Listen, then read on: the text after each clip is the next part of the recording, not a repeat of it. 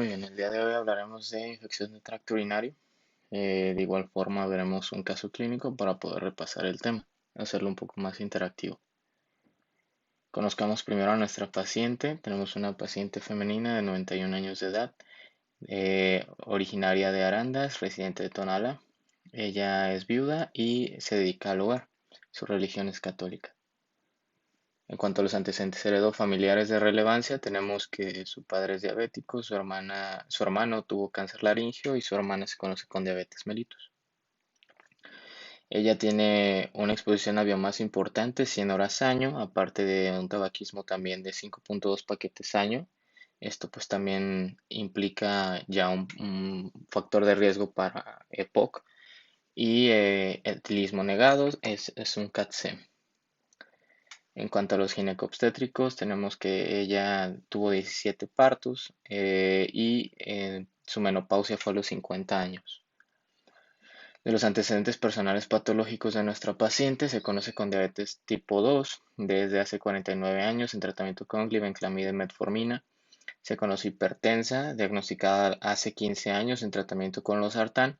Hipotiroidea desde hace 50 años en tratamiento con levotiroxina y refiere que tuvo un cuadro de dengue hace 3 semanas. En cuanto a la cirugía, refiere haberse realizado una histerectomía hace 41 años, secundaria a miomatosis. Tuvo una reparación de cistocele hace 14 años. Recordemos que esta paciente tuvo 17 gestas, es un factor de riesgo importante. Y refiere que tuvo cirugía láser para retinopatía diabética hace 14 años. En cuanto al interrogatorio por aparato y sistemas, refiere la paciente que cursó con astenia, dinamia, fiebre, escalofrío y malestar general. Además, cefalea, alteración del estado de alerta a expensas de inatención y desconexión con el medio por periodos cortos y náusea e hiporexia. En cuanto al principio de evolución del padecimiento actual, tenemos que por medio del interrogatorio indirecto con la cuidadora principal, se nos refiere que inicia hace 3 semanas con el cuadro de dengue ya referido, el cual fue confirmado por medio de serología. Sin embargo, se refiere que el cuadro no remite tras una semana de haberlo presentado, persistiendo con la fiebre, la cefalea, hiporexia y escalofrío. Deciden acudir con un facultativo, quienes les pide un examen general de orina, en el cual les comenta que está cursando con una infección de tracto urinario y les deja manejo con orfloxacino y fenazopiridina por 8 días. Refiere que al completar el manejo, el cuadro no cede, agregándose náuseas e hiporexia y alteración del estado de alerta, expensas de inatención y desconexión con el medio, motivo por el cual deciden acudir al servicio de urgencias. Muy bien. ¿Qué nos arroja la exploración física con esta paciente? Pues una paciente desorientada en las 3 esferas, con un Glasgow de 10 a expensas de verbal, sin datos de focalización, estertores gruesos en inspiración temprana, sin adventicios agregados. Esto es muy propio de una paciente que muy probablemente tenga EPOC. Recordemos también que estertores y crépitos es básicamente un pleonasmo, entonces no hay que decirlos como si fuera enfático, simplemente estertores o crépitos, el que ustedes gusten. Soplo olosistólico en foco mitral, sin datos de irritación peritoneal, sin visceromegalias, ruidos peristálticos de adecuada intensidad y frecuencia. Refieren que presenta Giordano izquierdo, no presenta secreción vaginal o de datos de irritación vaginal, y esto es importante porque son pertinentes negativos. Ahorita vamos a ver la relevancia que tienen. Fuerza muscular 4 de 5 en 4 extremidades, reflejos osteotendinosos conservados y respuesta plantar flexora normal. Muy bien, en cuanto a los signos vitales, 142,63 de TA, una temperatura de 40, saturando 90%, el dextroxis estaba en 409, la frecuencia cardíaca en 88 y la frecuencia respiratoria en 14. Muy bien, iniciamos nuestro abordaje clínico. En este caso, esta paciente la quise abordar cuando presenté esta sesión como síndrome, alteración del estado de alerta, abordarla por ese lado. Muy bien, entonces tenemos un síndrome confusional agudo. Recordemos que hay ciertas condiciones en las cuales nos llegan los pacientes en las que es necesario priorizar el tratamiento antes que el diagnóstico. Entonces, antes de abordar un síndrome confusional agudo, para llegar a un diagnóstico, debemos de recordar las causas que son urgentes a atender y que nos pueden llegar a arrojar un síndrome confusional agudo. Ejemplo, una hipoglicemia. Sabemos que esto debe de atenderse de manera temprana. En el caso de nuestra paciente, pues lo podemos descartar, llegó con arriba de 400. Sin embargo, si tuvieran algún paciente que les llega con síndrome de confusional agudo, lo primero que deben de tomar es el dextroxis para ver si no está cursando con la hipoglicemia. En dado caso que sí, pues pasarle una solución glucosal al 50%. Descartar que tenga una intoxicación por opiáceos. Recordemos que el, el antídoto es la naloxona. Y en el caso de que nos llegue un paciente con un síndrome confusional agudo con un Glasgow demasiado bajo, menos de 8, recordemos que siempre hay que proteger la vía aérea y es necesario intubar. También hay que recordar que hay ciertos aspectos en los pacientes que si no interrogamos bien los antecedentes nos pueden llegar a desviar un poco el diagnóstico y creer que estamos cursando con un síndrome confusional agudo cuando a lo mejor ya formaba parte de la clínica, ya lo tenía el paciente, como puede ser que haya tenido un EBC previo y eso haya tenido repercusión en tenerlo con afasia o disartria, entonces siempre hay que descartarlos también. Muy bien, ahora sí pasando al abordaje como tal del síndrome confusional agudo, este esquema lo saqué de un podcast que se llama The Clinical Problem Solvers, en el cual ellos abordan el síndrome confusional agudo de esta manera, con una mnemotecnia MIST, M de metabólico, I de infección, S de estructural y T de toxina. Empezando con lo metabólico, recordemos que las alteraciones hidroelectrolíticas, en particular el sodio, nos pueden llegar a dar síndrome confusional agudo. Una hiper o hiponatremias severas generalmente son las que nos pueden detonar esto. A descartar también que tenga un daño renal agudo importante que pueda causar que la urea esté demasiado elevada y también llevarnos a este diagnóstico. La glucosa, como ya bien dijimos, una glucosa muy elevada o muy baja también nos puede llevar a esto. En cuanto a lo metabólico, de igual forma, también la disfunción orgánica, ejemplo, pulmón, eh, una hipercapnia severa también nos puede llevar a alteración del estado de alerta. En general, las tres encefalopatías, pulmón, encefalopatía hipercápnica, riñón, encefalopatía urémica, hígado, encefalopatía hepática, nos pueden detonar esto. Y en cuanto al endocrinológico, pues obviamente un hipotiroidismo severo, que recordemos que nuestra paciente es hipotiroidea y tomaba levotiroxina, entonces pues es un diferencial que podríamos tener también. Otras causas, pues obviamente es una paciente geriátrica. Recordemos que estos pacientes, cuando llegan a estar constipados, cuando llegan a generar retención aguda de orina, pueden generar un síndrome confusional agudo. Pasemos a la I de infección. Generalmente pacientes con neumonía o infección de tracto urinario llegan a ser encefalopatía séptica. En el caso de nuestro paciente es una paciente frágil, en la cual estas infecciones pueden manifestarse de esa manera. También descartar que tenga una infección del sistema nervioso central o una encefalitis. En cuanto a lo estructural, obviamente también recordemos una paciente frágil, una caída puede generar una hemorragia subdural y esto generarnos el síndrome confusional. Y por último, la T de toxinas. Recordemos que son pacientes en las cuales generalmente tienen polifarmacia, pacientes que a veces no pueden dormir y les dan benzodiazepinas. Por largo tiempo, recordemos que hacen dependencia, más de 3 meses, y al quitárselas de tajo pueden hacer supresión. Entonces eso nos puede llevar a un síndrome confusional agudo. De igual forma, si nosotros les damos algún medicamento, podemos generarles un síndrome anticolinérgico. Entonces también hay que ver qué medicamentos se están tomando. Muy bien.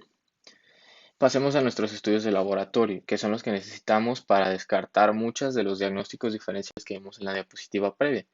Tenemos que nuestra paciente tiene una urea de 80, una creatinina de 1.73, ligeramente elevada, tiene una hemoglobina de 12, unas plaquetas de 228.000, unos leucocitos en 19.000, expensas en neutrófilos de 17. En el examen general de orina tenemos que nuestra paciente cursa con nitritos positivos, esterasa de 500, bacterias abundantes y leucocitos incontables, un evo francamente patológico. En cuanto a los electrolitos séricos, tenemos que cursa con una hipofosfatemia de 1.2, el calcio está en 8.7, cloro en 99, un potasio 3.9, Sodio ligeramente bajo, 131, nada muy relevante, y un magnesio de 1.5, ahí rozando la hipomagnesemia. En cuanto a la gasometría, tenemos un pH de 7.40, una PCO2 en 29, una PO2 en 57, el lactato en 1, bicarbonato de 18, saturando 82%, al menos en la gasometría. Ligeramente hipoxémica por el PO2. Una proca bastante elevada de 110, y bueno, los tiempos bien, las transaminasas bien. ¿Cómo podemos interpretar esto entonces? Pues de acuerdo a los diferenciales que teníamos, recordemos, el sodio no está ni alto ni bajo, entonces podemos descartar que sea una hiponatremia o una hipernatremia que le está causando esto. De igual forma, recordemos que llegó con una glucosa en 400, más de 400. Entonces debemos descartar que fuera una cetoacidosis diabética, lo cual se descarta por la gasometría, y aparte el ego estaba con cetonas negativas. Eh, no tenemos una urea demasiado elevada que nos pueda llevar a decir que está cursando con encefalopatía urémica.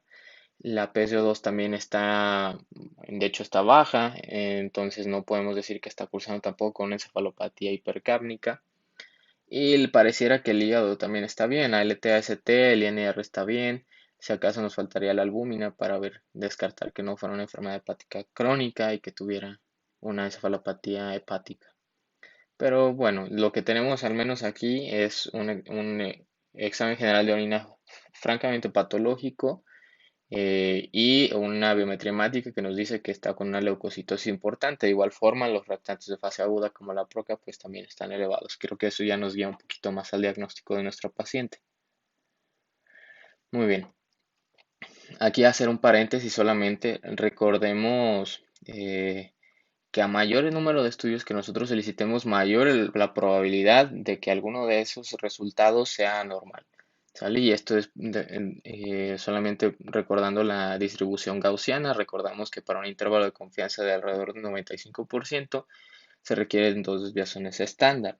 Entonces multiplicamos eso por el número de estudios que nosotros tenemos y eso nos da un rango de probabilidad de que alguno de esos resultados que vimos en la diapositiva previa sea normal, es decir, que no sea lo que el laboratorio nos está diciendo. Fácilmente eran más de 14 estudios con los que, más de 14 resultados los que teníamos en la diapositiva previa, entonces solamente hay que tener eso en cuenta.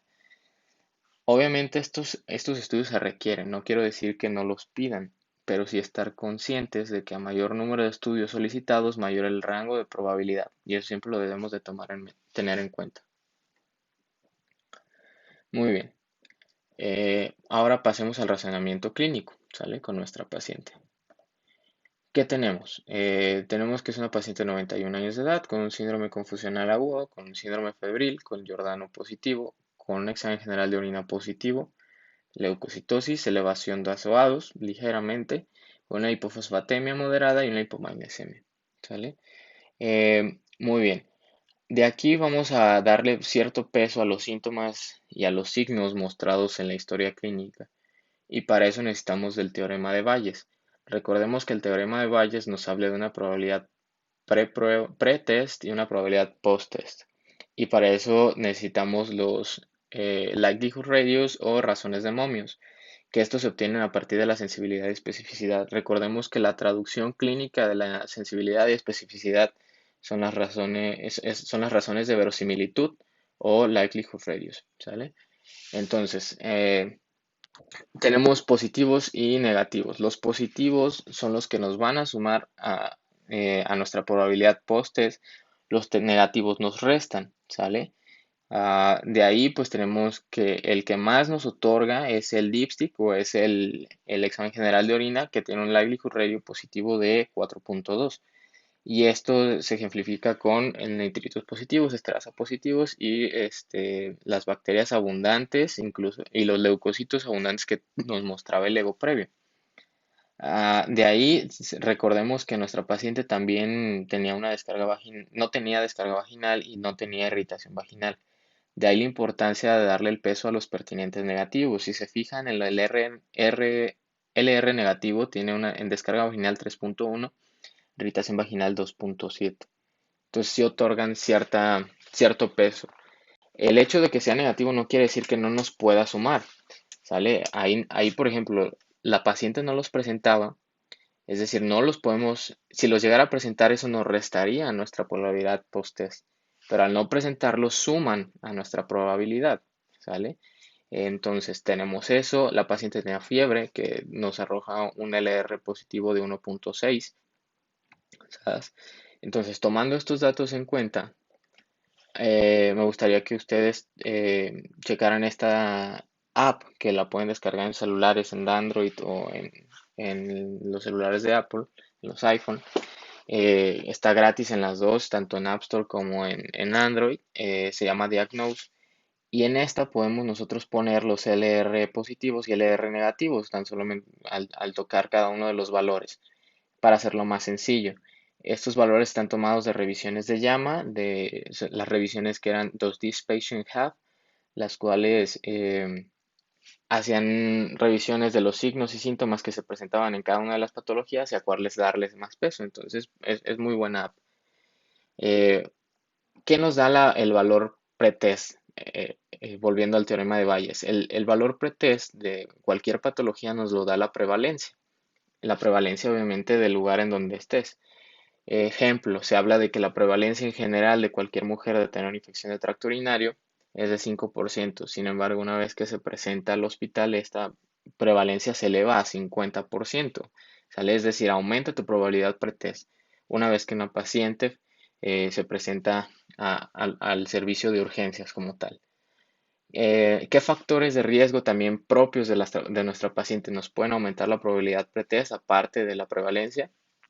Bueno, que haya tenido relaciones sexuales recientemente, historias previas de infecciones de tracto urinario, uso de espermicidas y vaginosis bacteriana.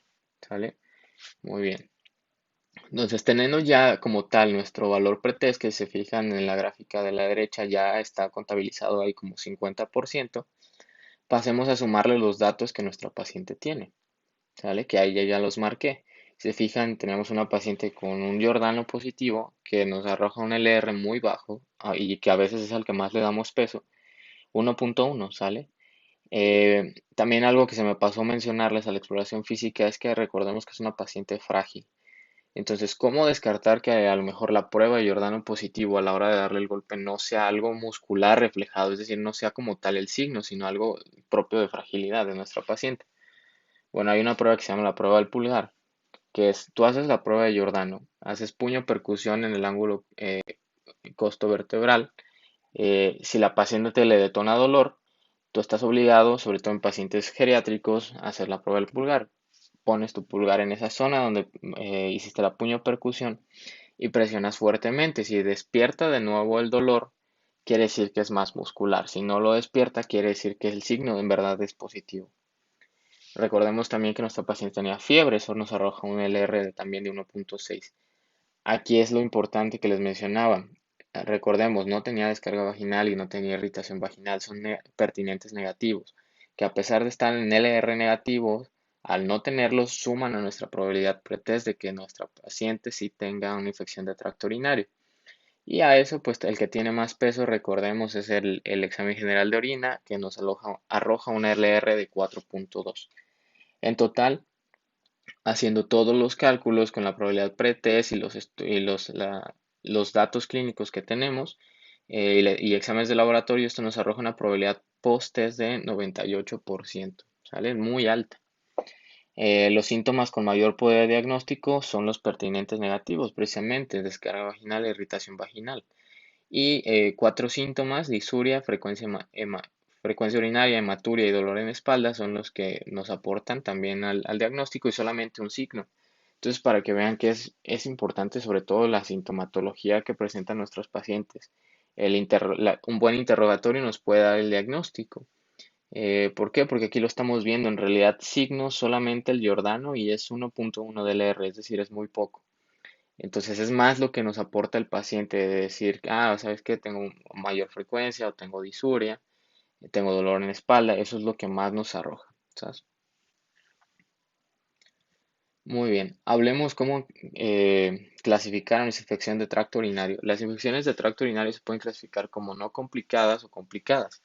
¿sale? Complicadas cuando nuestros pacientes cursan con poliquistosis renal, tienen algún lito, tienen vejiga neurogénica, cursan con diabetes, están inmunosuprimidas, están cursando con embarazo, son portadoras de sonda urinaria o han tenido instrumentación urogenital reciente.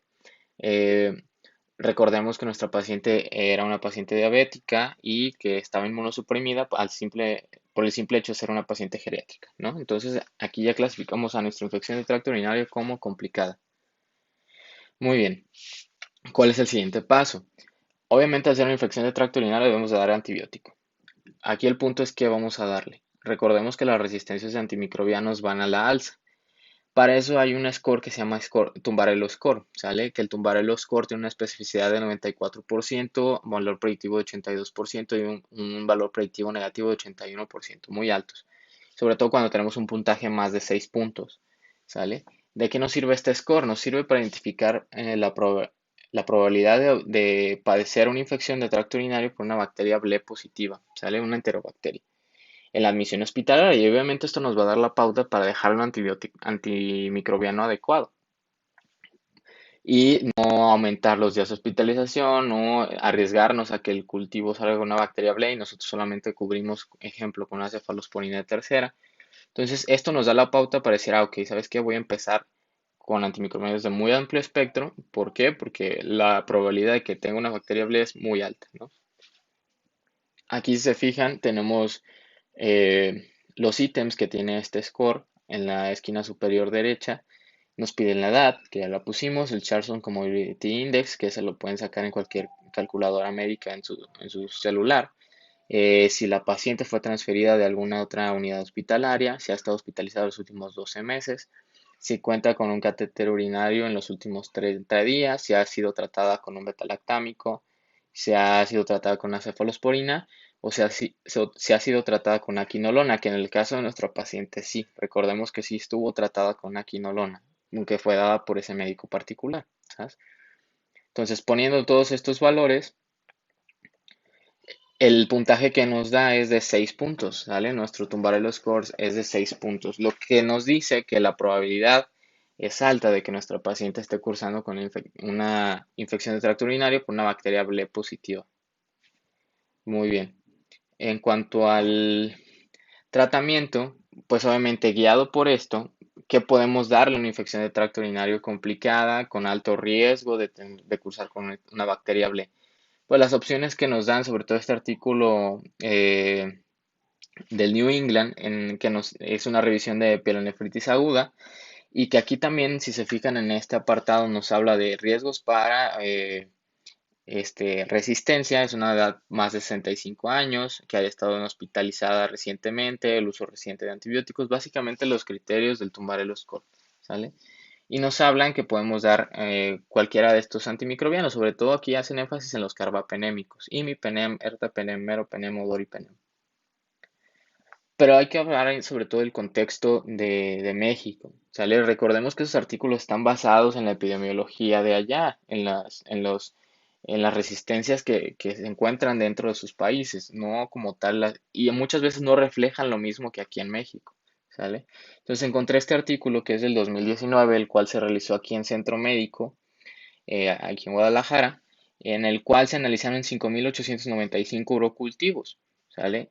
De los cuales la resistencia más alta se reportó para ampicilina y moxifloxacino con 77.4 y 72.89 respectivamente. Obviamente las cepas más comunes eran E. coli y Klebsiella, las cuales mostraron ser beta-lactamasas positivas en 49% y 27% respectivamente. Entonces sí hablamos de una gran prevalencia y esto es por el uso indiscriminado de antimicrobianos que hemos tenido desde siempre. Muy bien, aquí de manera un poco más específica o más gráfica, tenemos que las quinolonas en general se llevan el primer puesto a resistencia para tratar infecciones de tracto urinario. 79% ciprofloxacino, moxifloxacino 78 y levofloxacino 77. Incluso yo pensaría que por mucho tiempo se utilizó trimethoprim sulfametoxazol para tratarlas y podría tener más resistencia, pero en este estudio se vio que no, que en primer lugar están las quinolonas. De ahí, después de trimethoprim sulfamethoxazol, la ceftriaxona con 50% alrededor de eso. Aquí las opciones, se fijan que tenemos muy buenas son la micacina con 2% y meropenem 0,41% y de ahí mipenem. Entonces, de cierta manera coincide con las recomendaciones que vimos en el artículo del New England, el que le daba peso a los carbapenémicos, meropenem y mipenem. Amicacina ahí con una resistencia muy baja, entonces muy buena opción. Aquí algo que podemos añadirle que no se corrió en el estudio es que no hicieron pruebas para fosfomicina ni para nitrofurantoína, que pueden ser algunas otras opciones que podríamos tener para tratar infecciones de vías urinarias. Sin embargo, pues no se corrieron el antibiograma para estas. De igual forma, si se fijan en la gráfica inferior derecha, aquí tenemos la comparación de México con otros países. Fíjense, la diferencia entre México con la resistencia a quinolona es tan alta de 71 y en Estados Unidos es de 5 a 10%. Entonces es por eso sí, importante siempre basarnos en la epidemiología que tenemos aquí, ¿sabes? Aquí en este artículo del New England, que el cual les había hablado, aquí solamente nos ponen las dosis que le podemos dar en cada uno de los, si queremos utilizar alguno de estos antimicrobianos, que ya dijimos las quinolonas quedan pues al 100% descartadas. Trimethoprim sulfamethoxazole, ahí también nos ponen la dosis, cefalosporinas, piperacilina tazobactam, que es una buena opción, ¿sale? Ahí tenemos otra vez a los carbapenémicos y también cómo podemos indicarlos, ¿no? Y hasta abajo tenemos a los aminoglucósidos que también dijimos que son buenas opciones. Muy bien, en esta revisión de Dynamed igual nos sugieren que para pacientes con alto riesgo de tener una resistencia a fluoroquinolonas, ahí en verde vemos que las opciones que nos arrojan son piperacilina tazobactam o meropenem, ¿sale? Y en el caso de que fuera un alto riesgo para que fuera un enterococo, nos recomiendan vancomicina y linezolid, que no es el caso de la paciente. Muy bien. Entonces, ¿cómo vamos a tratar a nuestra paciente? Ese es el punto, ¿no? La duración del tratamiento para infección de tracto urinario complicada, de acuerdo a algunas revisiones, se habla de que puede ser de 7 días y en algunos pacientes que tienen respuesta tardía se puede alargar hasta de 10 a 14. Simplemente recordar la microbiología. Recordemos que esto siempre se los preguntan en el NARM a los internos. Eh, E. coli sigue siendo la primera, con 90% de los casos. Klebsiella se llevará el segundo lugar. Y Proteus. Recordemos que estas dos ya vimos el porcentaje. 40% de las E. coli llegan a ser doble positivas, al menos aquí en Guadalajara, en el estudio que se realizó. Y Klebsiella es 27% alrededormente. Eh, Sin embargo, hay que recordar que en infección de tracto urinario complicado siempre hay que tomar en cuenta que a pesar de que sea un organismo poco común, puede ser el que esté ocasionando la infección. O sea, no hay que descartarlo del todo. A pesar de que se salga de esta línea de ser los principales agentes, pudiera ser que alguno no tan común no esté ocasionando esa infección, ¿sale? Entonces siempre todos los organismos pueden ser potencialmente los causantes en una infección de tracto urinario complicado. Aquí del lado derecho tienen el antibiograma de nuestra paciente, en el cual si observan pues fue una coli ble positiva. Acordemos que para ser ble positiva debe ser resistente a una cefalosporina de tercera generación, resistente a penicilinas y resistente a Astreonam. De esa manera ya tenemos que es una ble positiva, ¿no? Y si se fijan en las sensibilidades, pues tenemos que es sensible a artapenem y sensible a meropenem. Este, y amicacina, ¿sale? Entonces, de cierta manera, la terapia que utilizamos con ella fue ertapenem, que ahorita lo vamos a hablar un poquito más adelante. Recordemos que el gold standard, de igual forma, es una pregunta también muy común en los exámenes. El gold standard para una infección de tracto urinario sigue siendo el urocultivo. En el caso de que fuera una mujer, se necesitan dos urocultivos continuos a chorro medio con más de 100.000 unidades formadoras de colonias. En el caso de que sea un hombre, solamente con una sola muestra es suficiente. Y en el caso de que tengan un catéter, solamente con 1.000 unidades sería suficiente, ¿sabes? ¿Cómo interpretamos estas MIC que vimos acá? Cada año las MIC cambian debido a las resistencias. Entonces, este libro que tienen ejemplificado ahí en la diapositiva nos habla de cómo interpretar estas MIC y cómo van evolucionando cada año, ¿sale? ¿Por qué? Porque los laboratorios llegan a tener estos estándares. Entonces, solamente para recordar esto. ¿A quién le debemos de tomar estudios de imagen cuando tengan una infección de tracto urinario? Y esto también es importante, no a todas las infecciones de tracto urinario se les debe de tomar, ejemplo, un eco o algún otro estudio. En esta revisión del New England de pielonefritis aguda, de igual forma nos hablan que los estudios de imagen son necesarios en pacientes que tengan una tasa de filtrado menos de 40, que tengan sospecha de urolitasis o que el pH urinario esté más de 7. Entonces, ahora sí, ¿cómo manejamos a nuestra paciente? Nuestra paciente fue tratada con ertapenem por 7 días, con lo cual tuvo una adecuada evolución y se le tomó su ultrasonido renal debido a que tenía una tasa de filtrado menos de 40, ¿sale? En la cual, en el reporte del estudio ecosonográfico se reportaron solamente riñones con cambios inflamatorios crónicos. Ya casi para terminar, solamente me gustaría comentarles acerca de la prevención secundaria. ¿Por qué es importante? ¿Por qué? Porque si a fin de cuentas tratamos infartos, tratamos EBCs y a todos les damos prevención secundaria para que no vuelva a ocurrir, ¿por qué no hacerlo con infecciones de tracto urinario? Por estos datos simplemente hay que tomarlos en cuenta. 27% de las mujeres con un primer episodio tendrán recurrencia dentro de 6 meses. Salen mujeres con infecciones previas, 44-70% tendrán su recurrencia dentro de un año. 15% de los antimicrobianos utilizados a nivel mundial solamente son para tratar infecciones de tracto urinario. Esto es muy importante. ¿Sale? ¿Por qué? Porque implica gastos, implica costos, obviamente rehospitalizaciones, todo esto.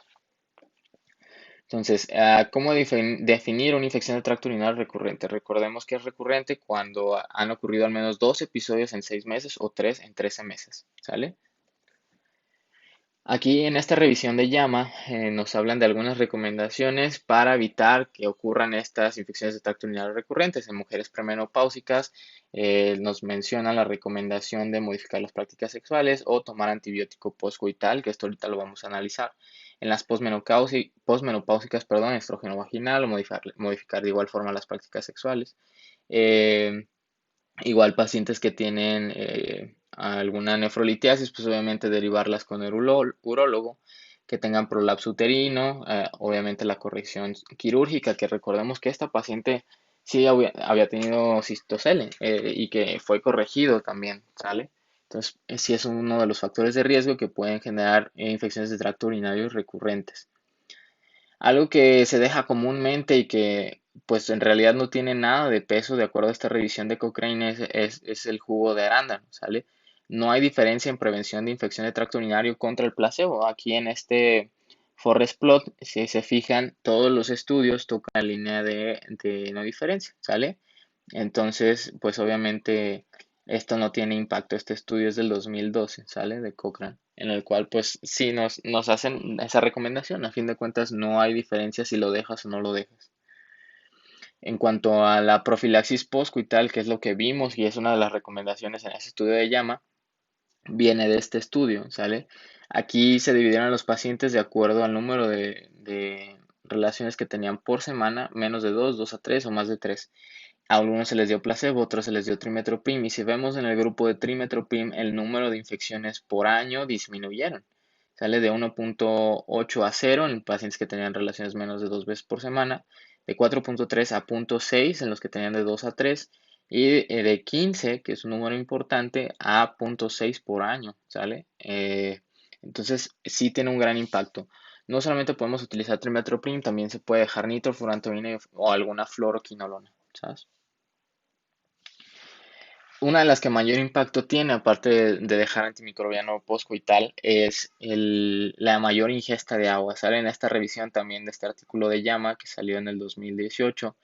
Nos dicen que pacientes que tenían infecciones de tracto urinario recurrentes se dividieron en dos grupos. Los pacientes que iban a aumentar su ingesta al menos 1.5 litros más de lo que tomaban regularmente y los que no tomaron esto. ¿Sale? Se vio que en 2 meses se redujo 50% el número de episodios de cistitis y se redujo obviamente los regímenes antimicrobianos. Esto es muy importante, ¿sale? Entonces, pacientes que igual no tengan contraindicación por algún comórbido como insuficiencia cardíaca o que no tengan esa necesidad de tener una restricción de líquidos, un paciente nefrópata, por ejemplo, podríamos aumentarles la cantidad de agua al día hasta 1.5 como en este estudio y vamos a reducir en un 50% el número de episodios de cistitis. ¿sale? Solamente recordar, y esto también es muy importante, y a veces se los preguntan en los exámenes, eh, pacientes que tengan bacteriuria asintomática no se tratan, ¿sale? No se tratan a menos de que vayan a un procedimiento urológico invasivo o que estén embarazadas, ¿sale? Esas son las únicas dos indicaciones para tratar una bacteriuria asintomática. Por demás, todas se dejan sin tratamiento antimicrobiano. Y muy bien, pues esa sería la revisión de infección de tracto urinario, igual dinámica con un caso clínico para hacerlo un poquito más interactivo.